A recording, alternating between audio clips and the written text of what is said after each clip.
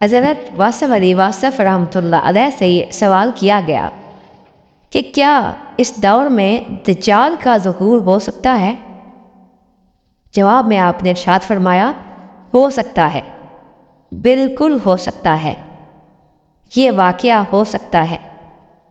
وہ ساری باتیں جنہیں لوگ گپ سمجھتے ہیں ساری ہی سچ ہو سکتی ہیں۔ اگر سارا کفر ایک جگہ کنسنٹریٹ ہو جائے تو اس کے مقابلے میں اسلام کی طاقت ایک جگہ کنسنٹریٹ ہو جائے گی۔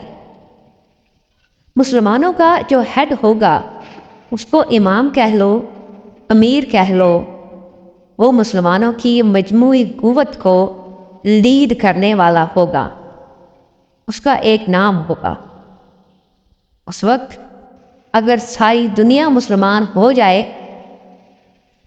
تو خطرہ پھر بھی رہے گا۔ آپ کو شاید بات سمجھ نہیں آئی۔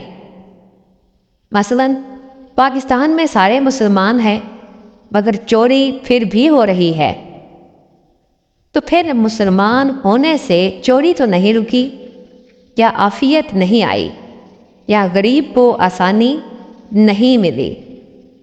لہذا صرف مسلمان ہونا کافی نہیں ہے۔ مطلب یہ ہے کہ مسلمان اپنی زندگی دوسرے کے ساتھ شیئر کرے، مگر یہ شیئر نہیں ہو رہی۔